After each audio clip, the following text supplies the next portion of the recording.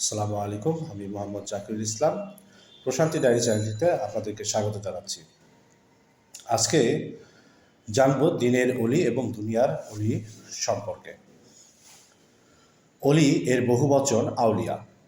অলি এর আবিধানিক অর্থ অভিভাবক, সাহায্যকারী, বন্ধু।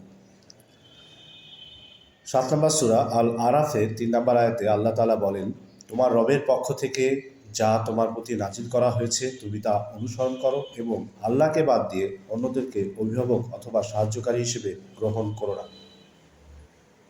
তোমরা খুব অল্পই উপদেশ গ্রহণ করে থাকো। 26 নম্বর সূরা আল আশুরার 28 নম্বর আয়াতে বলা হয়েছে, মুসা বলল, তিনি পূর্ব ও পশ্চিমের রব, আর এ উভয়ের দিকের মাঝে যা আছে তারাও, যদি তোমরা বুঝতে।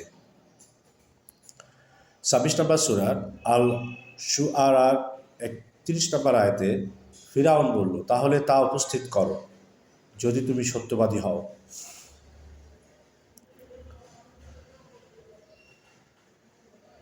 32 নম্বর সূরার আল শাস্তার 4 নম্বর আয়াতে বলা হয়েছে, আল্লাহ তিনি আকাশমণ্ডলী, পৃথিবী ও এতটু দুভয়ের অন্তর্বর্তী সব কিছু সৃষ্টি করেছেন 6 দিনে। অতঃপর তিনি আরশে সমাসীন হন। তিনি ছাড়া তোমাদের কোনো অভিভাবক নেই এবং সাহায্যকারীও নেই। তবু কি তোমরা উপদেশ গ্রহণ করবে না? 19 নম্বর সূরা মারিয়ামের 75 নম্বর আয়াতে বলা হয়েছে, বলো, যারা বিভ্রান্ত আছে দয়াময় তাদের জন্য ঢিল দিয়ে দেন, যে পর্যন্ত না তারা দেখতে পাবে যে যার ওয়াদা তাদেরকে দেওয়া হচ্ছে তার শাস্তি হোক কিংবা কেয়ামতি হোক, তখন তারা জানতে পারবে মর্যাদায় কে নিকৃষ্ট, কে জনবলে দুর্বল। আবার বলছি, বলো, যারা বিভ্রান্তিতে আছে দয়াময় তাদের জন্য ঢিল দিয়ে দেন, যে পর্যন্ত না তারা দেখতে পাবে যার ওয়াদা তাদেরকে দেওয়া হচ্ছে তার শাস্তি হোক কিংবা কেয়ামতি হোক, তখন তারা জানতে পারবে মর্যাদায় কে নিকৃষ্ট, কে জনবলে দুর্বল। সূরা 45 নম্বর সূরা আল জাসিয়ার 10 নম্বর আয়াতে বলা হয়েছে, তাদের পশ্চাতে রয়েছে জাহান্নাম, তাদের কৃতকর্ম তাদের কোনো কাজে আসবে না। তারা আল্লাহর পরিবর্তে যাদেরকে অভিভাবক স্থির করেছে তারাও নয়, তাদের জন্য রয়েছে মহাশাস্তি। 18 নম্বর সূরা 17 নম্বর আল কাহফের 17 নম্বর আয়াতে বলা হয়েছে, আল্লাহ যাকে সৎ পথে পরিচালিত করেন সে সৎ পথপ্রাপ্ত, এবং তিনি যাকে পথভ্রষ্ট করেন তুমি কখনো তার কোনো পথ প্রদর্শনকারী অভিভাবক পাবে না।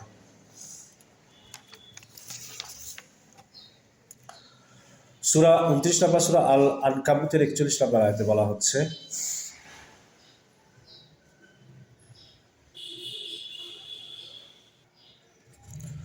আল্লাহর পরিবর্তে যারা অপরকে অভিভাবক রূপে গ্রহণ করে তাদের দৃষ্টান্ত মাকড়সা, যে নিজের জন্য ঘর তৈরি করে এবং ঘরের মধ্যে মাকড়সার ঘরই তো দুর্বলতম, যদি তারা জানত। 26 নম্বর সূরা আল আশ-শুরার 8 এবং 9 নম্বর আয়াতে বলা হয়েছে, নিশ্চয়ই তাতে আছে নিদর্শন, কিন্তু তাদের অধিকাংশই মুমিন নয়। নিশ্চয়ই তোমার রব মহাপরিক্রমশালী, অতি দয়ালু।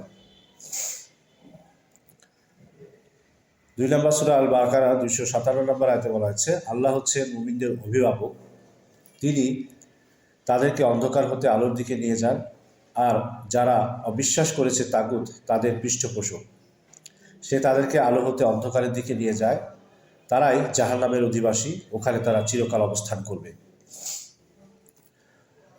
72 নম্বর সূরা আল জিন এর 26 নম্বর আয়াতে বলা হয়েছে, তিনি অদৃশ্যে পরিজ্ঞাতা, তিনি তার অদৃশ্যের জ্ঞান কারো নিকট প্রকাশ করেন না।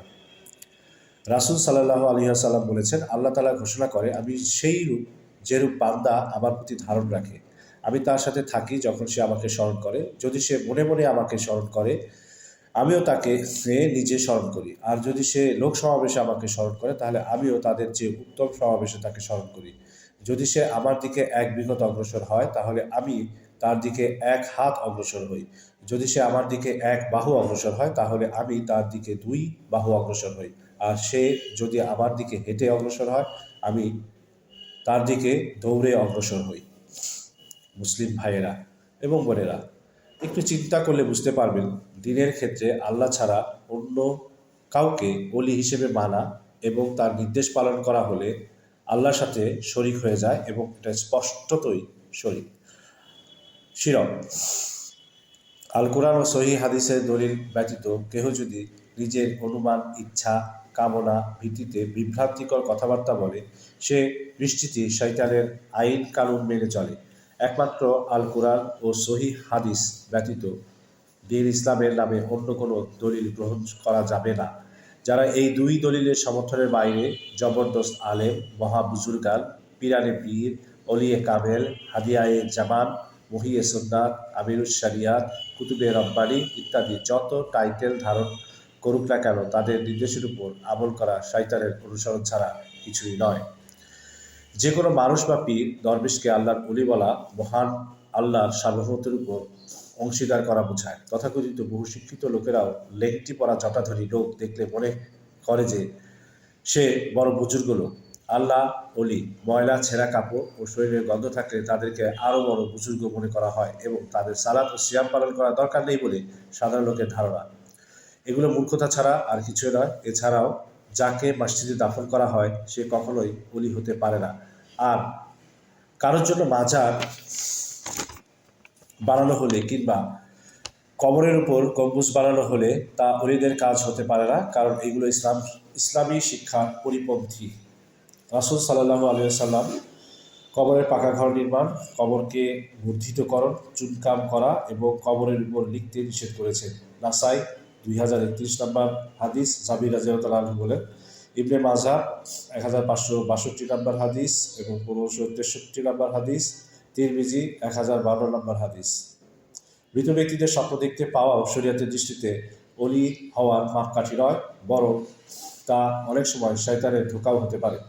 কবরে পাকা ঘর এবং কবরকে বর্ধিতকরণ করা হাদিসে নিষেধ আছে, তারপরেও যারা করছে তারা অবশ্যই ভ্রান্তির মধ্যে আছে।